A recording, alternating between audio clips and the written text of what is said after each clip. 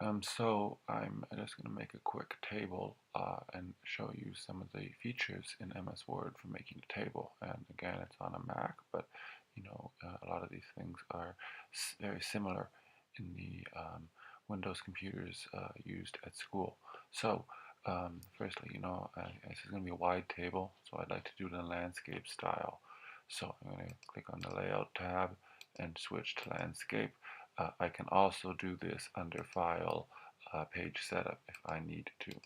And so next, to insert a table, I can go to the table window and select Draw Table, and it'll give me a little window of,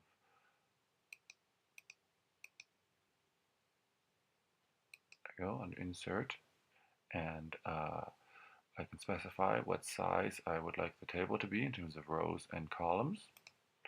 Or a lot of times I just prefer to go to the table ribbon and then manually draw it myself, and it allows me to count off how many tables that I would like, how many rows and how many cells. So it fills up the whole screen, and usually as the first thing what I like to do is just be for the basketball team as a sign-up list. I'll just put in the headings, name, you want grade, we want them to just say what whether they've handed in the permission form, notes, and actually what I want is I want a number in the first column. So I'm going to just select all 4 cells.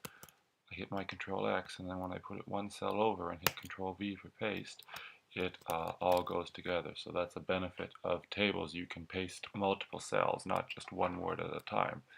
And so I will just fill in the numbers here. Now, when you're working in a table and you'd like to go from one cell to another, use the tab feature to quickly go from one cell to another. Tabs don't work in a table because that feature is used to go to the next cell. When you're at the bottom row, if you realize that you would like to add another row, hit in the bottom right hand cell, hit tab, and it will automatically generate another row. So some things you might want to do are you might want to change the alignment of some of the text, some of the cells. So I've selected all of them, and I'm going to select right-click Cell Alignment and Align Center. And you can also get to those by right-clicking on this little square up here and go to Table Properties, and it lets you do it sort of one at a time, by row, by column, by cell, but I just like going to that drop-down menu that I got by the right click. And so another thing you might want to do is adjust the width of the table. I like to sort of fill up as much of the screen as possible. I'm going to click on this little square up here, right click, go to Table Properties, and I'm going to make sure I center it, and I'm going to make it a 10-inch wide table. So that's good. And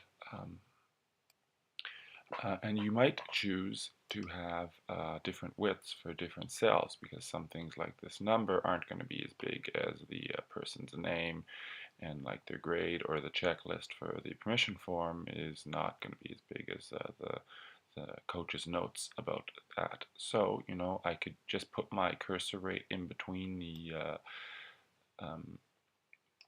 cells and adjust it, but actually my preference is to be precise with the table properties function. So I right clicked on that little square, and so I was in here before when I was adjusting the total table, but I want to go to columns. So right now it's selected all of the columns, so this would be the window that I would like if I want all my columns to be equal, which I don't. So I'm going to go to the bottom, and now I see that I'm referring to row 1. So I'm going to adjust that just all of these to the width that I would like. And make sure that it all adds up to the total width of the table, otherwise it'll kind of break it up according to percentage and it may not be as precise as you would like. And then I can do it this way. And because I selected align center, this breaks over two lines, but the rest of these are kind of they're all kind of aligned center. It looks a little nicer. Now, one thing you might want to do is some border and shading. So you can go to the window up here, and there's all kinds of like previously created tables that might work, might sort of be similar to what you were hoping to. Like I could select these and click here, and I have kind of a new style of table. However, I'm going to click Control Z because I don't really want to use that. I'm going to just customize it myself. I'm going to right click the header row and give it a bit of a different background. So I select border and shading, and I'm going to select, you either want a dark background and light text or a lightly shaded background with darker text. So I'm going to sort of go with a bit of a garnet color here, and I'm going to, it'll usually automatically adjust the color for you, but if you wanted to make it custom, you could go back to the Home tab, and just like it was a normal piece of text, and here I'll select a little bit of a gray. And so I want people to be able to write their names on this sign-up list. So what I'm going to do is I'm going to actually adjust the width of the row, or the height of the row. I could do it by putting my cursor here and dragging it, but I'm going to do the following. I'm going to table properties, row, and it gives you some choice. You can specify an exact height, but what I like to do is to make it at least, because that way if I want to put some text in that column or that row and it is more than what the width is, it'll expand naturally, but it won't be any smaller than that. So something like half an inch would give a lot of enough people to, and I'm adjusting all the rows together, people enough room to write their name in there. And you might want to, again, if you want to, all the font changing procedures apply. Maybe make the numbers a little bigger, maybe right click and select that align center, just again to make it a little more visually appealing. So one thing you might want to do, you might decide that like the same heading could go over multiple columns, for example. Like my coach might decide, well, this number is pretty self-evident that that's the number for the tryout, that it's not necessary to type that. And what I'll do is I'll just put name over both cells. So I've selected both cells. I'm going to right click and I'm going to select merge, and I'm just going to make sure that it has the same alignment that I want. And there, it's just a minor change. If you want to merge cells, select the cells that you want and right click and click on merge. Now, one thing that's good about tables is that you can have different borders too. So I'm going to click on the little square here to select the whole table, and I'll right click and I'll select borders and shading. And so you can work on the whole thing at once. Every border is the same. You can have like just a box on the outside,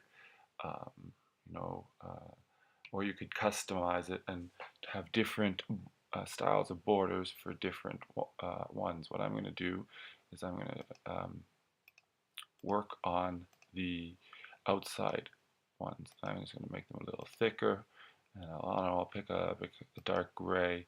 And so then when I click, I want to make sure that it picks that gray, so you can see that this is going to be the new color. So I click exactly on the line I want to change. You can also click on the button here to click it on and off. I find I am in the habit of clicking here. and then I go OK, and you can see I have a little bit of a thicker um, border, and I'd like to separate the headers from the rest of the table, so I'm just going to again pick I like the sort of the 1.5 or the 3-point widths as numbers I think look appealing, so I'm just going to change it and make it a little bit of a lighter gray, just a little bit of a fancier touch. On any document, you might want to work on some headers and footers. So that can be done in two ways. I could go to View, Header and Footer, and that'll activate those fields, and I can just put my cursor in there and start editing things. And when I was done, just click on the rest of the document. Or under Document Elements, I could go to here, Header and Footer, and go to the top, and it gives me some preset templates. But I don't want to use the preset templates. I'm just going to go make it my own. So I'm going to go to View, Header and Footer, and side girls basketball team sign up.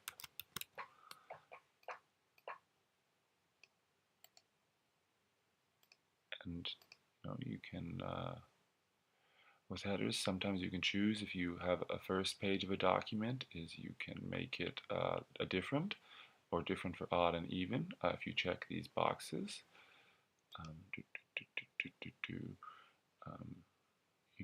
You can adjust a bit of your margins as well. I just want it to be a little bit further down from the top, so I make it further down. Control E, and usually your title is of a bigger text, so I'll just go to 18, bold, and underline. And you can scroll down and work on the footer. So what I'll do here, I'm going to insert a graphic, a picture from file of a little husky. Now that's obviously much bigger because it is a higher resolution one, but I can shrink it, so I will definitely shrink it down so that it looks nicer and fits a little easier. So if I wanted to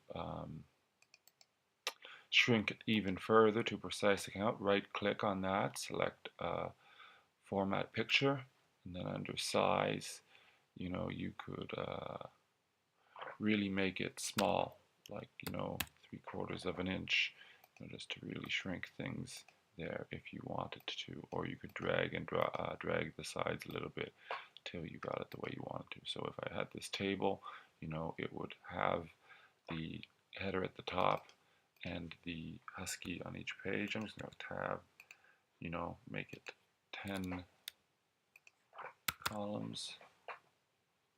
I'm just going to increase this, raise the size of these headers, just make the thing a little bit nicer to read.